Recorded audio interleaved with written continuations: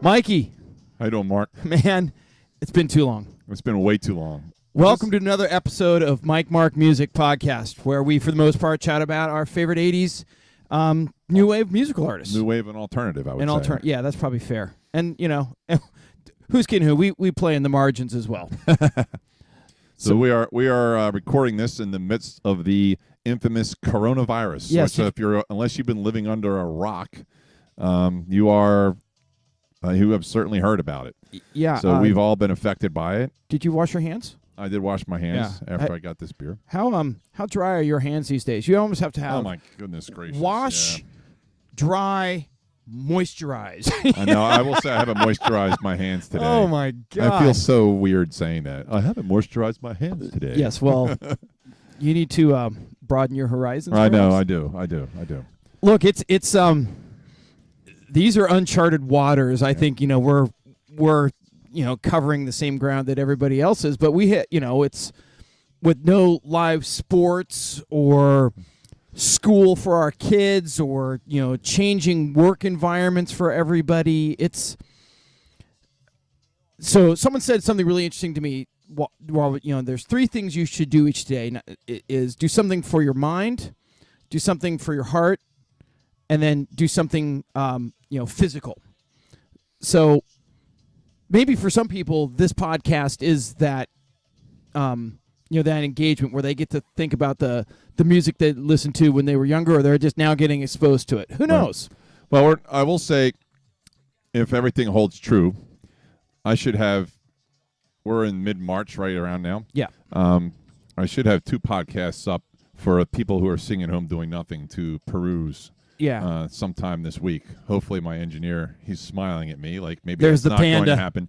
I already know we have one, but I'm waiting for another one because we kind of did the production work out of order. So yeah, that's right. I want to make sure we stay in order. Okay. But there's definitely one that's ready to go. And as soon as the second one's ready to go, I'll put them maybe not up consecutive days, but maybe a couple days in between just to kind of give our people something to do. Yeah, we might increase our output as well, because I know we're going to need something to do. Something to do. So if you're going to do that for your heart, is there anything that you're now that you're going to be working from home for the foreseeable future that Not tomorrow. Oh, you're going in. I'm going in tomorrow. All right. Well, I'm not. So probably it after that. I took my my bass guitar in to get some new pickups and a jack replaced, and I think for me, I'm gonna start playing some more music because I don't know what else I'm gonna do. Well, my keyboard's still setting up over there. Yeah, I see I have all my keyboards now in complete functioning order. I went and got the 2 that were somewhat in disarray repaired, so Yep. I now have all of my keyboards working. So I'm looking forward to getting back into it with some of the keyboards I had in the last band, and then and they have kind of fallen into a little bit of disrepair. So I'm hoping to get back into that. That's good. What about for your head? What do you think? Are you going to try and learn a foreign language, or yeah, right away? Do Sudoku? What's your plan there? Probably work.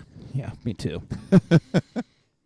Well, look, we all know that it's a a unique time, and we want you to stay safe and space. So elbow bump, and let's get into it, shall we? We shall. All right, man.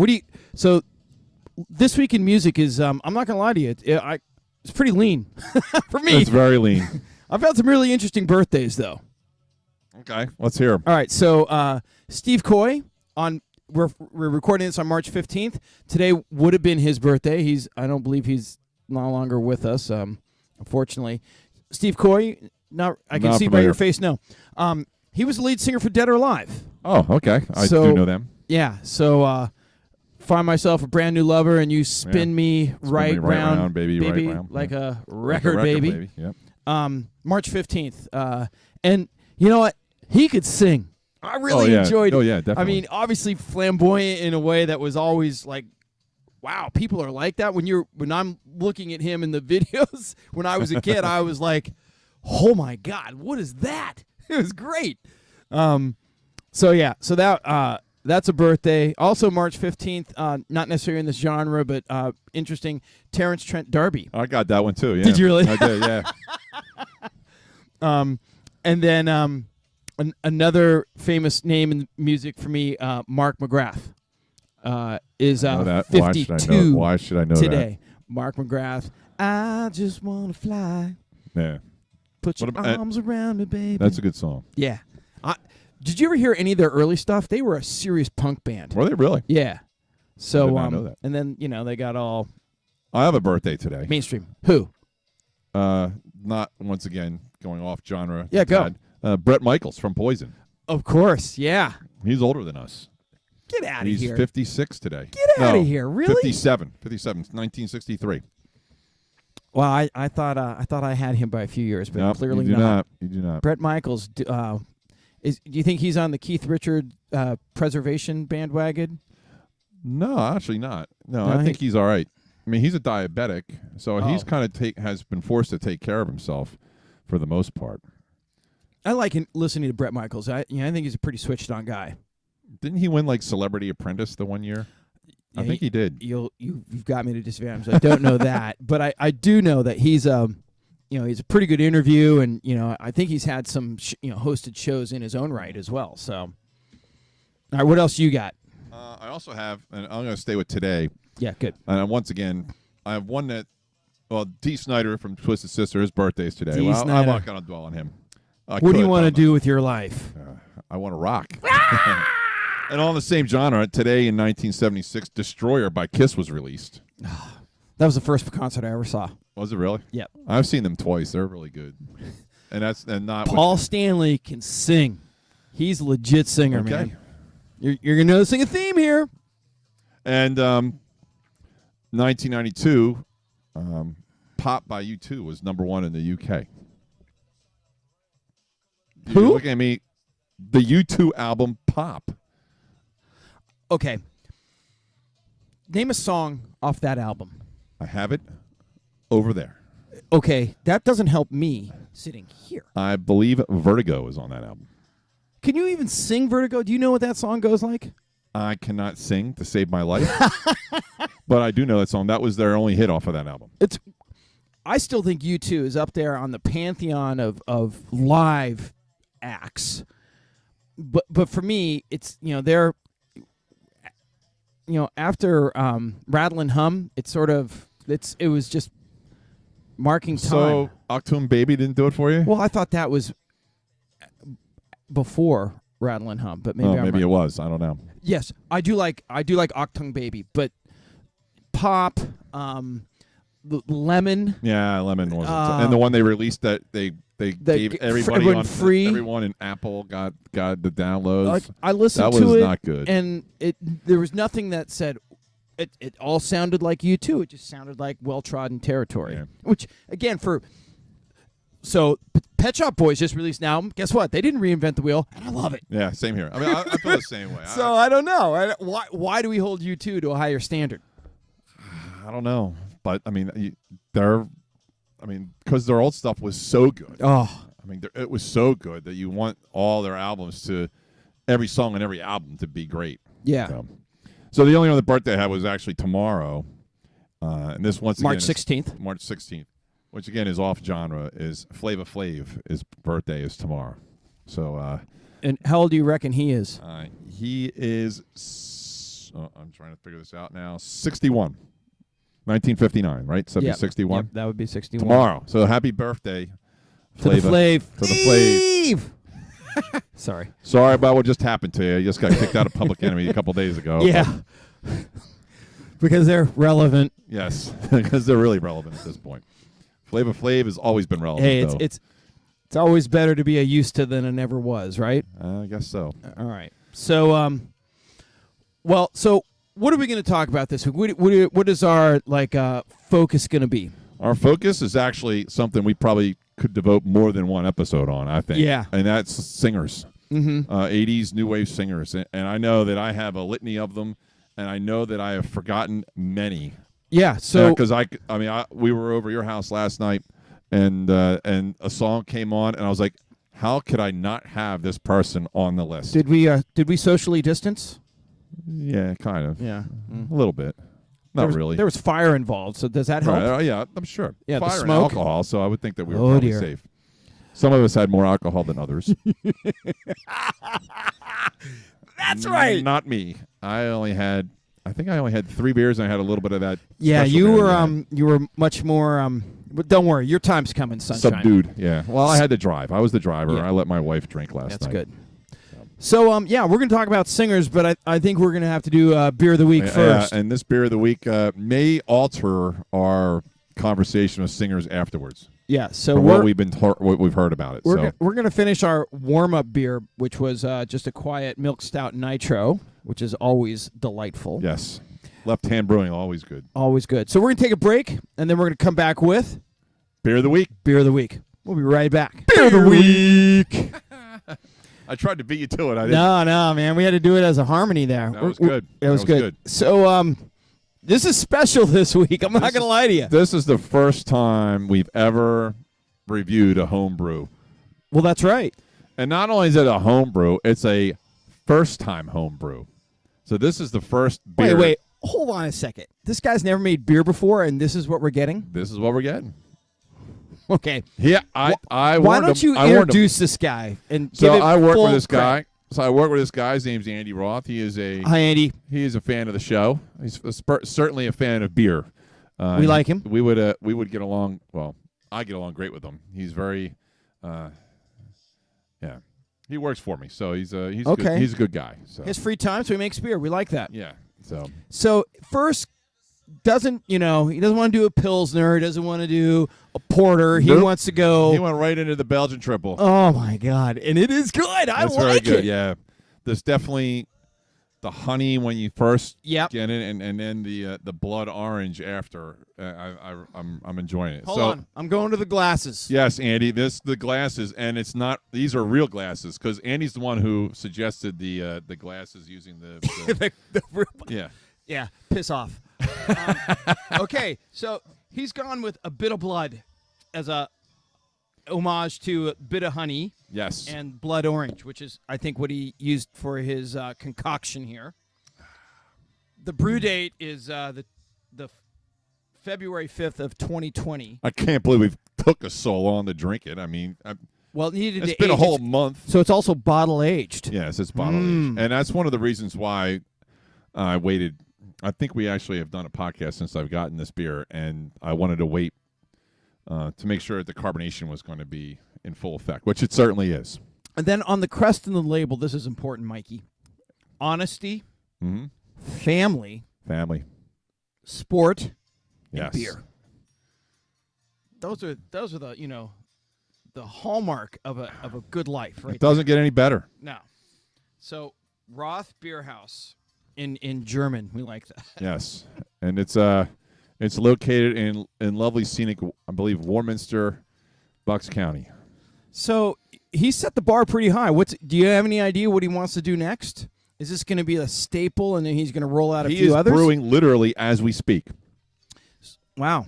Well, we might. I am not sure what he's brewing. For some reason, I'm thinking it's a stout, but he told me, but man, he's not messing around. he told me, I but love I don't that. remember. So there's now 2 guys on there was another guy on the job who had For those of brewed- you who don't know, Mike's company is building freeways in the Philadelphia area, right? So particularly the overpass sections. so So we have it's a really important job. So I'm on a $300 million job. please tell me these guys are not brewing and enjoying their product while they're on the job.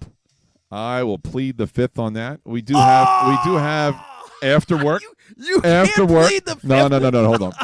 Okay. After work, we have what's called the coffee club, Yes. where You should have that before work, by the way. But Yeah, okay. well, I hear you. But we call it coffee club, and we sample. Everybody brings in.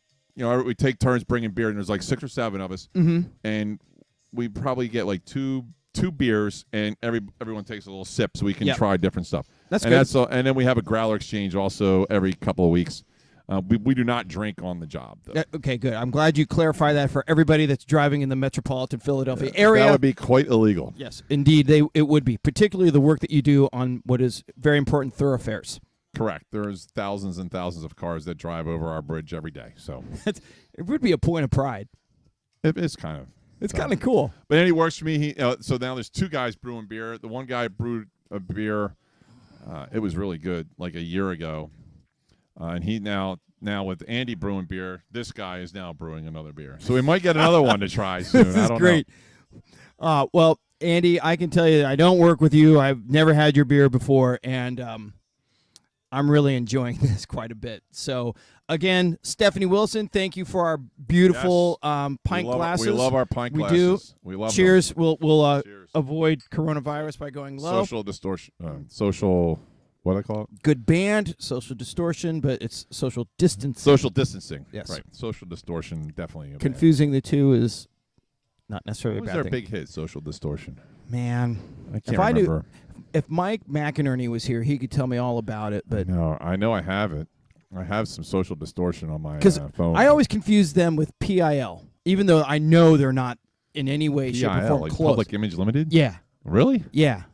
I don't think I've ever made that distinction. Oh, I'm not saying it's the right one. I'm just saying I confuse them all the time. So, Mikey, if you're a home brewer and you want to give us beer, Yeah, home brewer is great. We love it. yeah, we really haven't got much traction and people actually. So Andy did tell me that this beer, I think, came out of the kiln or whatever you want to call it at like 11.5%, but we have conjectured that it's actually gotten stronger since then with the way he had it sitting down. So we're guessing that it's probably 13%. So the next segment could be fun. Yeah, Mike. By the way, have you ever made your own beer? I have not. Someone gave me a brewer's kit one time, and I never got around to making it. I prefer drinking beer, No doubt, as opposed to making it. So when I lived in Australia, there was a place not far from where I lived. It was a brew place where you'd go in. They had all the ingredients. You did it. They had brewmeisters there to help you, but you effectively concocted your own beer, and then they would help you with the fermenting process. And then you came back and you bottled it yourself. Wow, that's pretty cool. But the problem was because if you're making what is effectively to do it at a place that makes sense, you're making a keg of beer. And then you're bottling it in the long browns, those bigger bottles. But there's no preservatives in it. So if you don't drink it on a regular basis, it doesn't last. And so we got to a couple of these things that you opened the thing and they had gone off and they shot off like a cannon. it was like a rocket launching out of these things awesome. with all the bad gases that had exploded in them. Anyway. So I tip my hat to people that make their own beer and do it really effectively because this is really good. So yeah, we'll happily cheers, Andy. That. Cheers, Andy. Dan, thanks for listening to the show. Yep. So we're going to take a break. We're going to enjoy our fine malted beverage here, and then we're going to come back with some 80s singers that we love and respect. Yep. And it'll be interesting to see what the overlap is. So yeah, and I think it's going to be interesting. Because of the space that we come from, just like from a musical point of view. So maybe this beer is already starting to take effect. We'll be right back. Say it. And we're back. We're back. With singers. And really, it's going to be fun. All right. I'm looking forward to this. This might take 2 episodes. Yeah, it probably will. We might just do volume 1 and then maybe come back to volume 2. But, I mean, so there were people that when you said, hey, let's do... Who are the artists that you love to listen to? The front person, the not necessarily the band, but the voice that is like, oh my God, that's what I'm after. I can crank that up in the car as loud as I want, and I am totally in my zone. Right? Yeah, I went a little bit different. I went to bands where, or maybe not bands, but where if I hear a song. Beer of the week, Andrew. Yeah, beer of the week, very good. If I heard a song, you knew who the singer was. Okay, sure. And not as well as being great singers as well. So yep. I mean that's kind of how I approached it. Did you rank them, or did you just say, "Hey"? I did not rank them. I don't think it's possible to rank them, to tell you the truth. I mean, and even as we're sitting here, I'm thinking of singers I missed. Like I miss Bono. I mean, we were talking about U2 in the first segment, and I didn't put Bono on the list, and he probably, by all rights, should be on the list. I didn't put him on either. But based on what my criteria is, where U2, when Bono starts singing, you know it's U2. Right.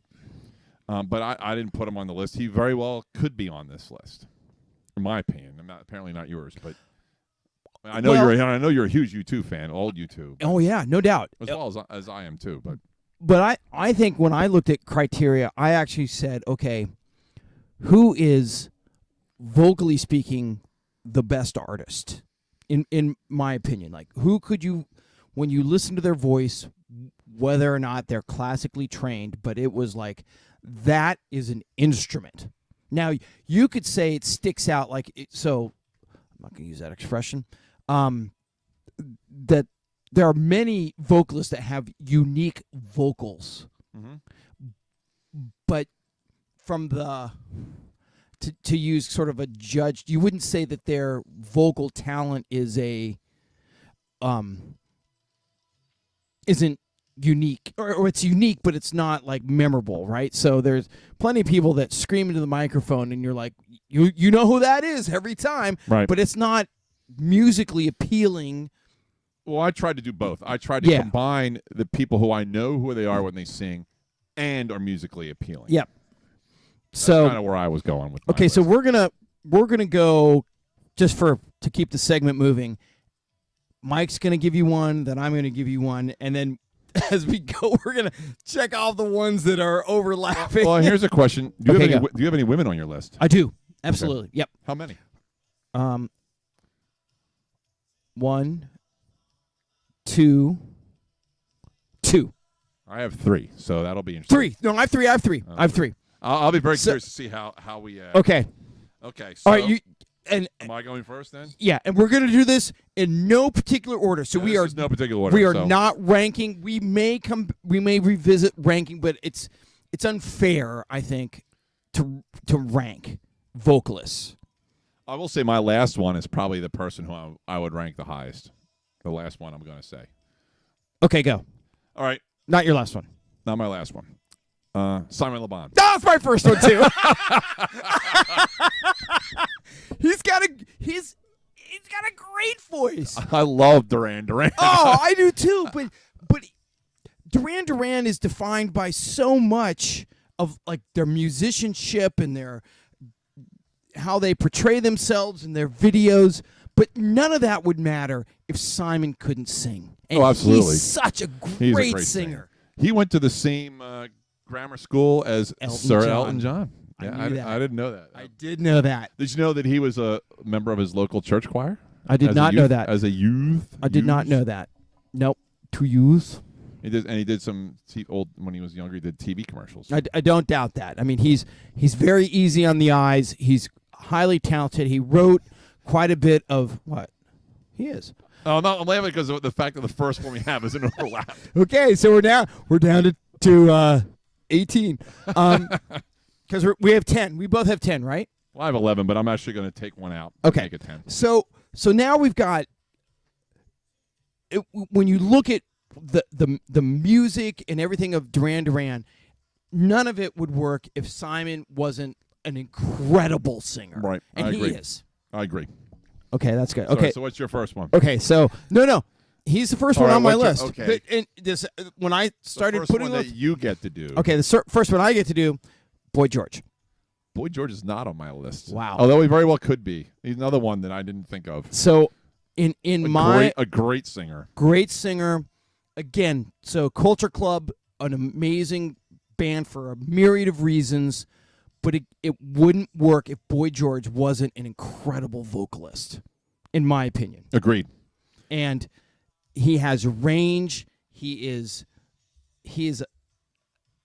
so pleasant to listen to. If you had no idea, All the other stuff that he's involved in. But yeah, if you just listen to Culture Club and have no idea what Boy George had represented himself at the time, correct, you would be like, oh, this guy can sing. Oh my God. It's very He's relaxing. I very think relaxing he singer. sounds like Frank Sinatra, and to me, Wow. that's high praise. That is huge. If you praise. listen, I'm a huge Frank fan. If you listen to Boy George and you listen to Frank Sinatra, their phrasing, how they put it all together, their tone, the vocal range that they have. Again, it's not wide, but where he puts himself in, I think he is as good as anybody in the space. I would agree with that, and I'm mad at myself for not even considering him. Okay, good. All right, so my next one is the first woman on my list. Okay, go. Cyndi Lauper. I don't have Cyndi Lauper on my list. I'm not surprised. As I said, she's one of those people who, you know who it is when she's singing. That was where that part of the criteria came in. Yep. I think she was I don't know how much of her music she actually wrote herself. I think she had a lot of help. I know the Hooters kind of helped her out a little bit, but I mean, she played in cover bands. And, she wrote a musical that won Tony Awards. I mean, so she's a phenomenal songwriter, and she sings those songs at her shows. I mean, I've seen her live, and she sings some of the stuff that she wrote for Kinky Boots, and some of it's really good. I mean, my list. So it's your. I would not put Cyndi Lauper, which is not saying any of that stuff is not valid. I will say, out of the 3 women on my list, she's probably, if I had to rank them, she would be the 3rd. So I'm going to go with, in my opinion, a female. So for me, when I listen to vocalists, and when I sang as a tenor in the choir, I'm now probably in a second tenor space, but I like lower range voices. That to me resonates with me.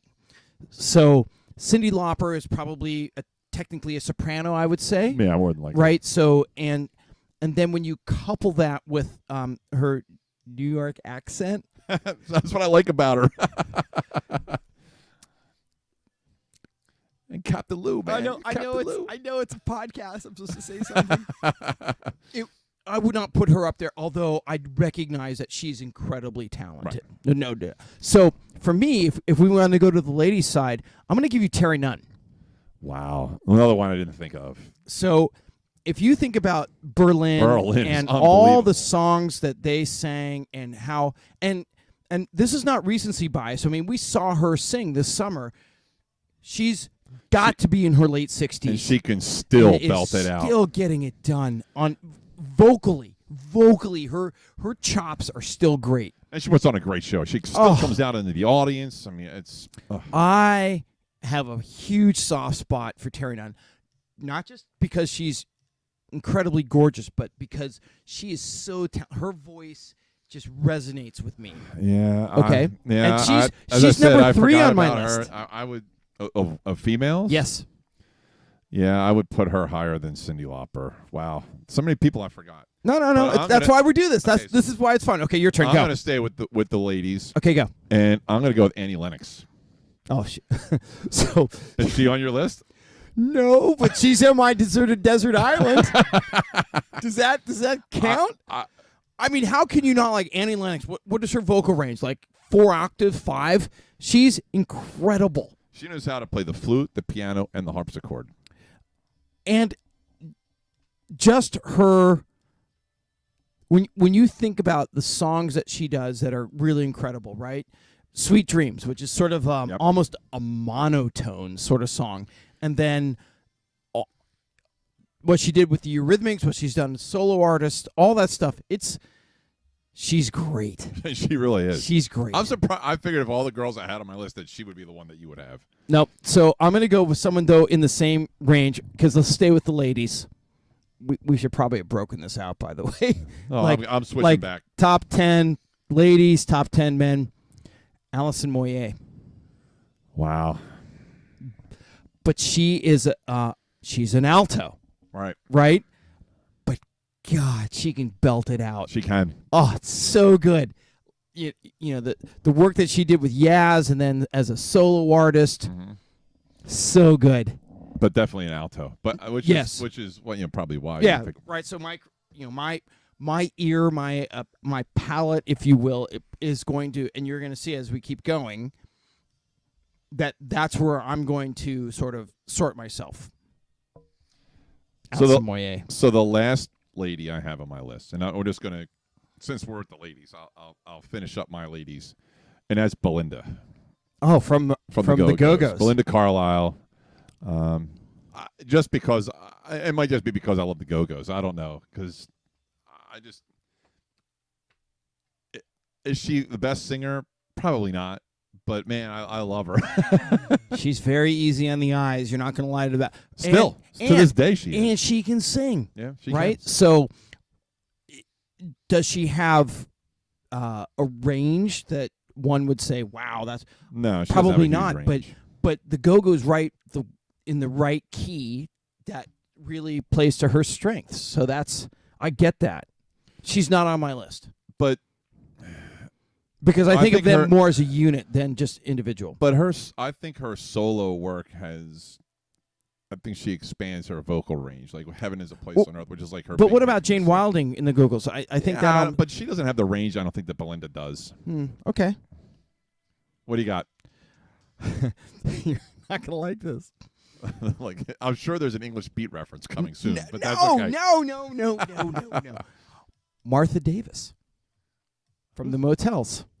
I don't mind. I'm all right with the Motels. I think she's great. Yeah, that's a. If I was playing Family Feud and you were your mom on team, so I'd be like, good answer, Mark. Good answer. I think Martha Davis as a vocalist and the Motels as a band and how they work together, she's fantastic. Like, great singer and songwriter and oh yeah, she's a phenomenal songwriter. So, I mean, could you argue that Carole King is the best singer? No, but when you bolt on the fact that Carole King wrote so much at the Brill Building and for all that, and then sang those songs so differently, and I think Martha Davis is in that vein, right? So if you listen to her sing, you cannot not be like, I love that. I do. Okay, so those are my ladies. Terry Dunn, Martha Davis, and Alison Moyet. So my next person is somebody who probably sings in a range that the ladies can reach, and some ladies probably can't reach. This is Small Town Boy, isn't it? No, but that's coming next. Okay, go. All right, so while we're on it, let's go with Jimmy Somerville. All right, I'll go with that. Come on. I mean, Jimmy's as someone who's... Is he on your list? No, he's not. Really? I can't believe that. Because I left it to 10. I'm like, I had to go when I put it...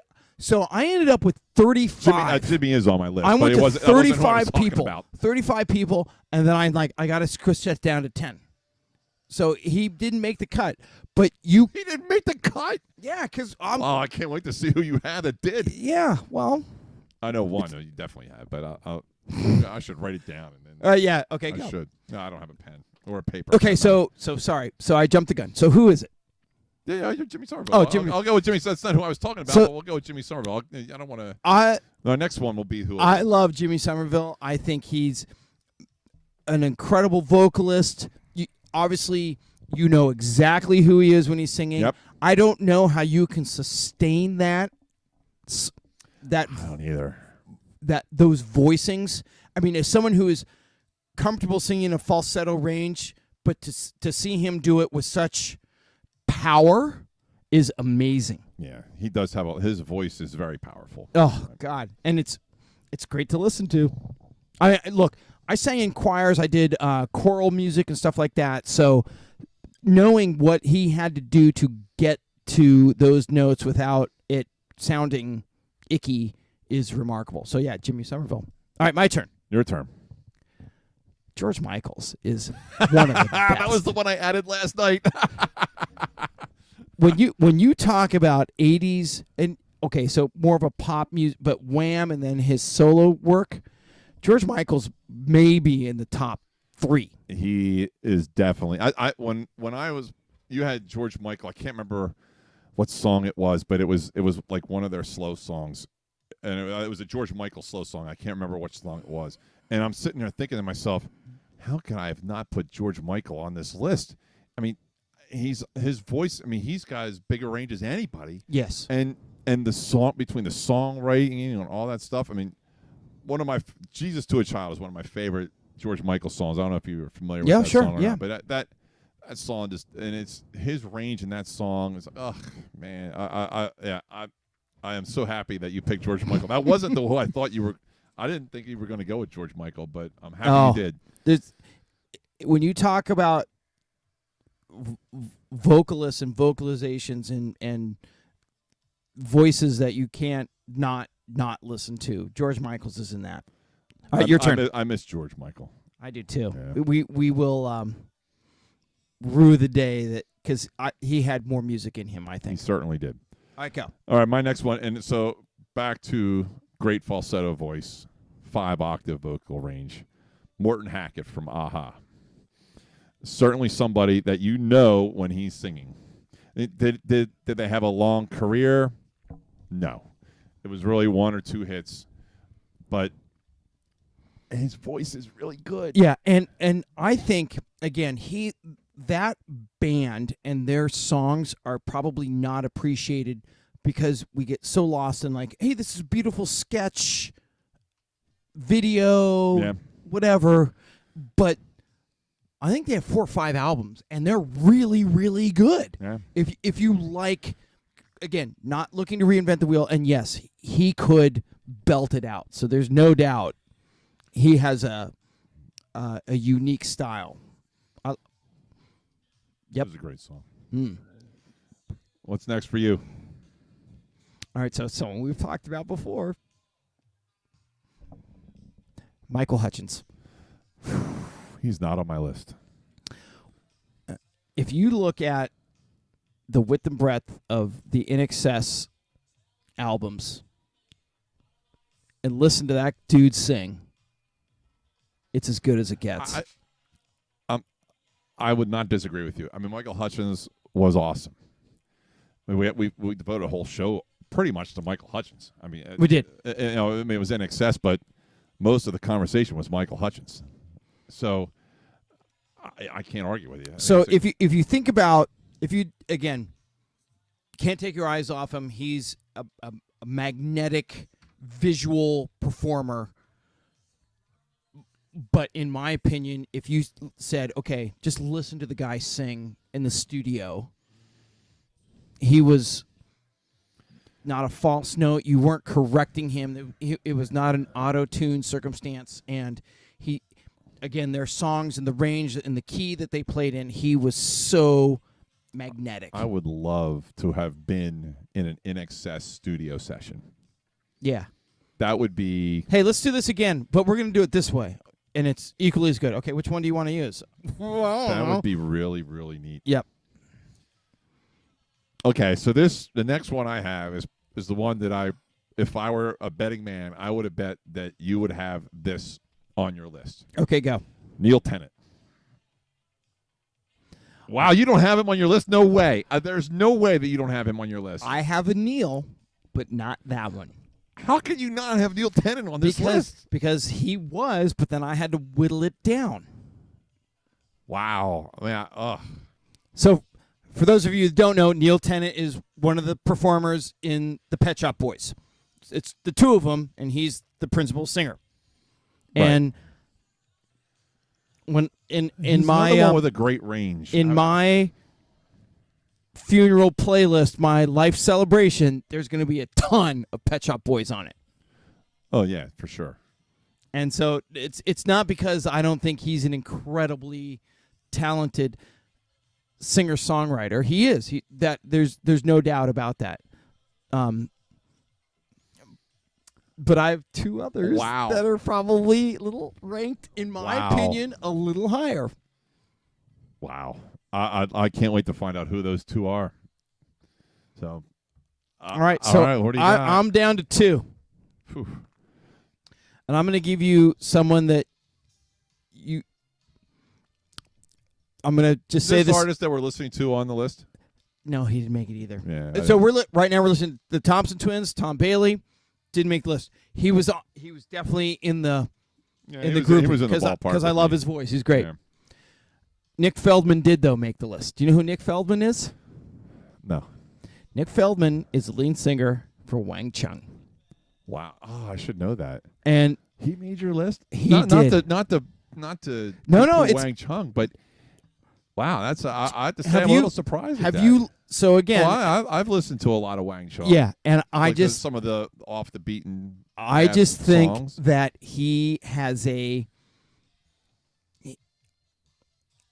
I think, and I may be wrong on this. I don't know this for a fact. I think that he spent time in the theater. That he's a well-traveled vocalist, and that what you get in the Wang Chung songs are just simply a small snippet, but an important one of how extraordinarily talented he is. Oh, no doubt.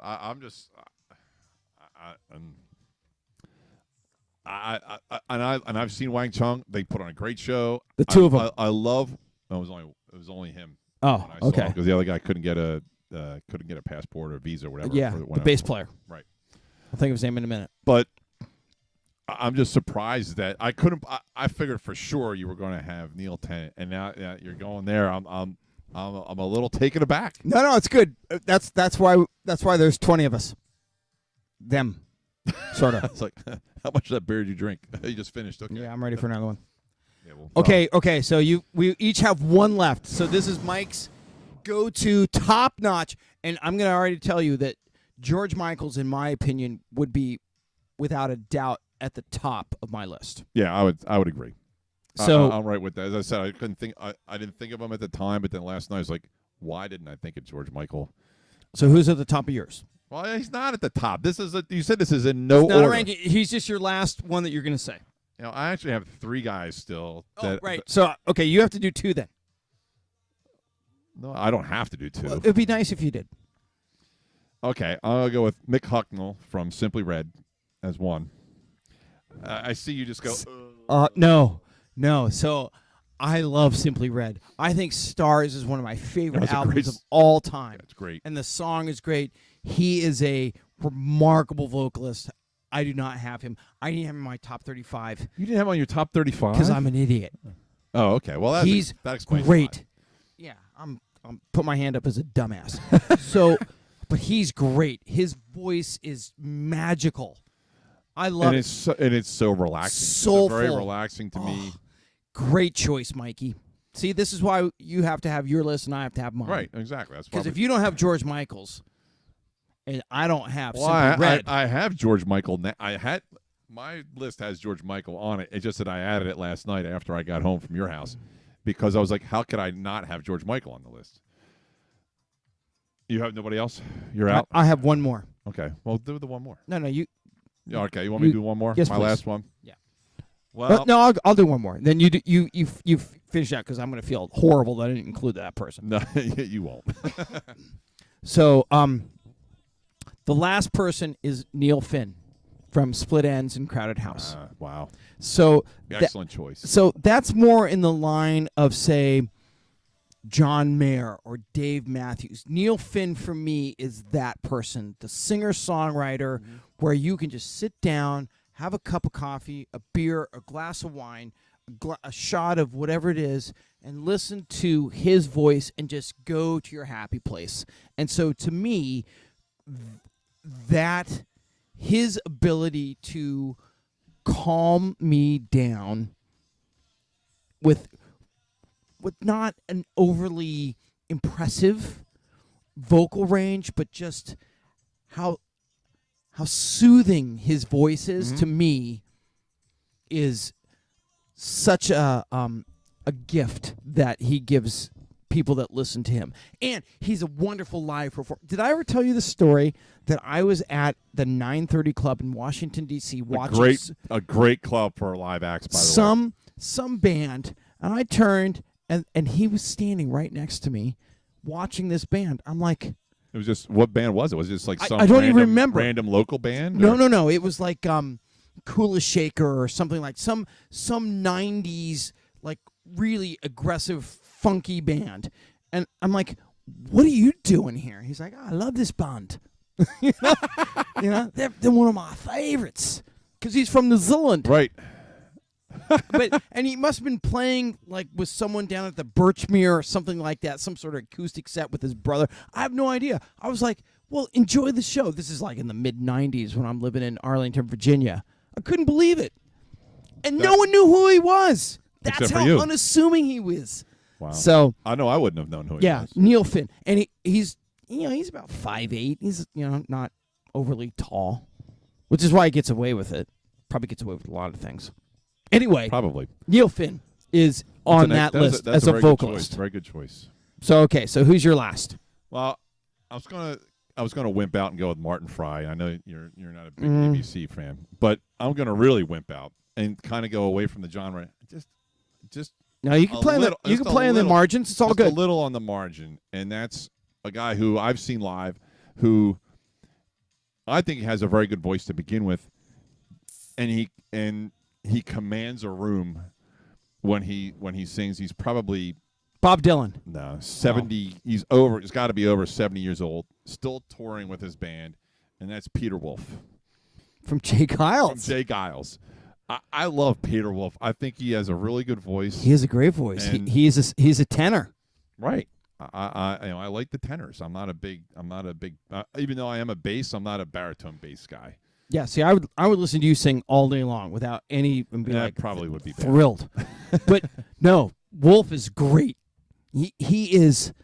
I've actually never seen Jay Giles or Peter Wolf play. You are missing. But I can surmise that if just how strong of a voice he is, that it would be great. When you go see Jay Giles, Peter Wolf comes out. He's like, okay, for the next 2 hours, we're going to have one big dance party. And you know what? He's right. Because they don't stop. And then the musicianship in the band, I mean, they've been playing together for, 40 years or easy. maybe longer. Mm-hmm. It's it's just nonstop action. And he can still belt it out today as well as he did 30 years ago when they were popular. Oh, that's awesome. No. So that's what this is about. It's about reminding ourselves that there are guys and gals that are still doing this, that are getting it done at a really high level. Right. And that's so we hope that you enjoyed this back and forth about. And please feel free to email us people who we may let have us forgotten. know. Who do we? Because we're going to revisit this for sure. Oh, no doubt. For sure. I want to know who the other 25 singers are on Mark's list because apparently only a few of them were on mine, which really makes me worry. Oh, dear. Well, we might take this offline and have a quick chat about it. But look, we may have a few things left to talk about in our deserted desert island. And, yes, we are updating this on the Apple Music, so you can actually go search on Apple Music for the MikeMarkMusic playlists, and all these songs are there that you can find and listen to. So we're looking forward to that. So let's take a break. We'll be right back with our deserted island stuff. And yeah, we're gonna have another beer. All right. You ready for your island? I'm ready for my island. Do you want me to do mine first? Or you want to do yours first? I'll do mine first since we're listening to one of my songs. Okay, do you want to start with this one? I'll start with this one. Stray cat strut. I'm a ladies' cat. Now I'm feeling Casanova. Hey. Andrew, your beer has really kicked in. Yes, it has. Oh, my. Okay, go. It's actually Richard. Andy. Oh. Richard. Hold on.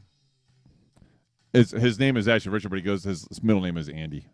Richard Andrew Roth. So he goes by Andy. You should, celebrate Richard. Yes. It's a king. It's a king's name. That's right.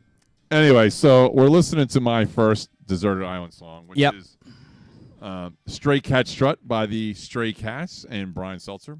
Yeah. Setzer, I don't know which one it is. Stand-up bass. Oh, it's so fun. I love this. It's such a fun song. It is. It never gets old. Yeah, so this came out in 1981. It probably doesn't fit the genre too much, but I would consider them alternative. Oh, look, when it came out, it was like, oh, you're throwing back to the 50s. That's styling. I know. And L.A. and all that sort of feel, so it's all good. So this was the first single released from this album. Uh-huh. Yet it did not chart. But I remember the video. Until Rock This Town charted. They re-released it, I believe, after Rock This Town went big, and then it went to number 3 in the U.S. I don't know what it went after that. That's amazing. So I really love the guitar work in this, and the bass. As you said, the upright bass is just phenomenal in this.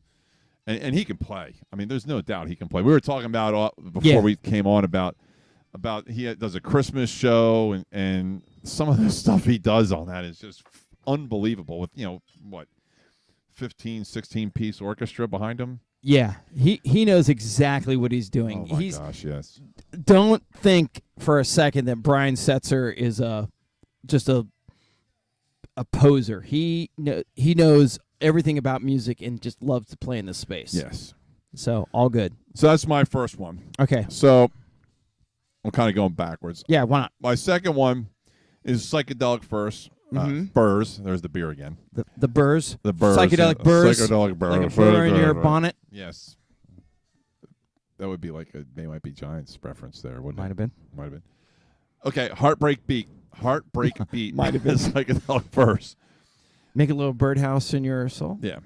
So this was from the album Midnight to Midnight in 1986. Peaked at number 26 on the Billboard Top 100. I just love this song. I just think it's quintessential Furs, in my opinion. Is it their most popular song? Probably no, the not. Ghost in You is probably the Ghost in You is actually, probably. Actually, no way. Pretty in Pink is probably the best known. Yeah, right. But for Psychedelic Furs fans, it would probably be the Ghost in You. But I just he's one of those guys who I debated on putting on my list. Oh, as a singer. Yes, and only because of what I was talking about earlier, where He's not Simon Le Bon. He's not Simon Le Bon, but you know it's the Furs when he's no doubt when he's singing. Yeah, it's Blue Eyed Soul. It's beautiful. He has a gorgeous voice. So I mean, and what does he play? I don't believe. Well, who knows what he actually? He probably plays piano and guitar and everything. But when you see them perform, he just sings. Really? Yeah. They are touring this summer. Well, new album, supporting a new album. Right.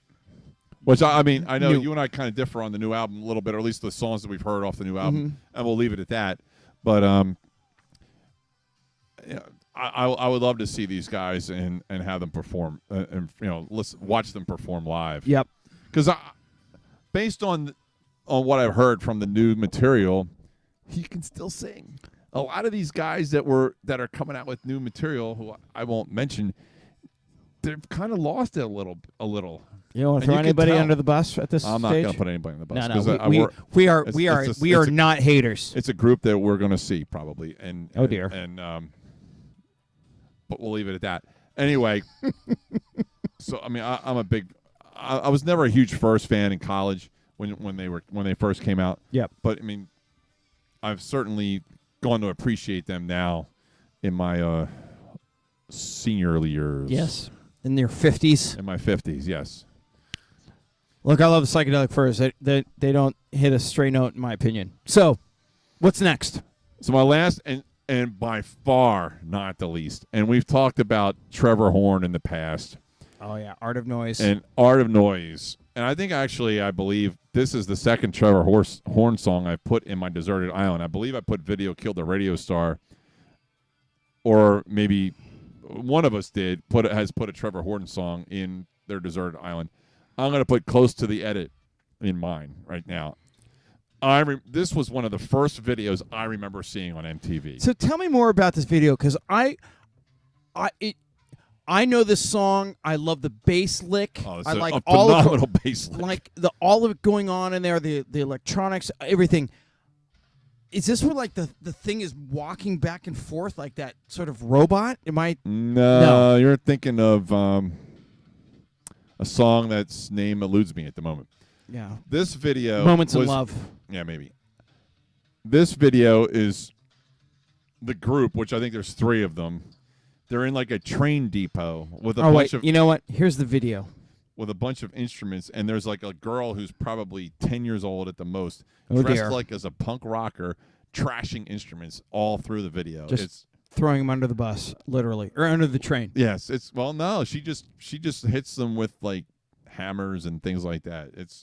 Look at that. There's a chainsaw. Yeah, and there's a chainsaw. Oil drums and stuff. It's a sampled chainsaw. I mean, come on. This is my favorite video of all time. And that's saying a lot from me because I love the old 80s And there's videos. Mozart. Right. I'm watching the video right now. They got her all dressed up, and there's Trevor Horn. So the girl actually picks up a bazooka. Right.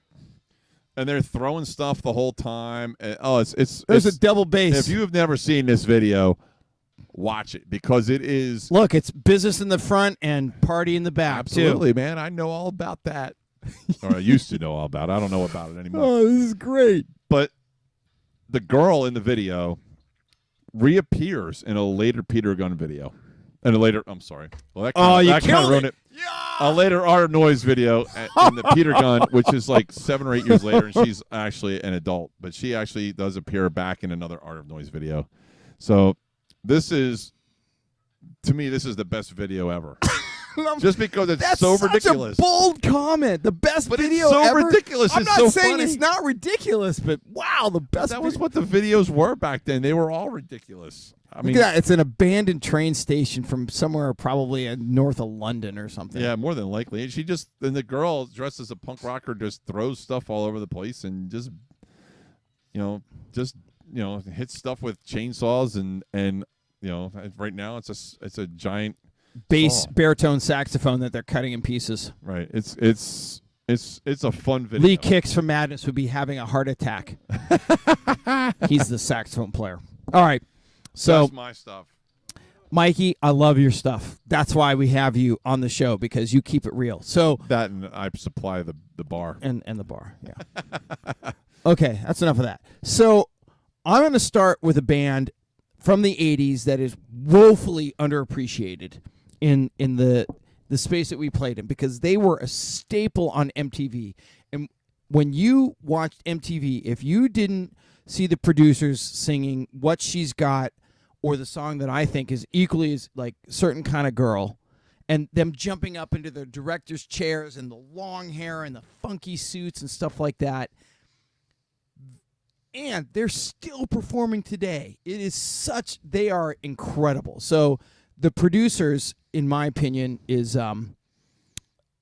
What's the name of the song? I'm trying to get there. Certain Kind of Girl. Certain Kind of Girl by the producers. Certain Kind of Girl by the producers. So let me get to my notes here. So Certain Kind of Girl, producers, 1981. Wow. 81. So they released 2 albums almost back to back. The producers and You Make the Heat. Great sound, like Marshall Crenshaw or the Replacements. There's definitely some Marshall Crenshaw in there. Right. Yeah. Wonderful harmonies, great keyboards and guitars.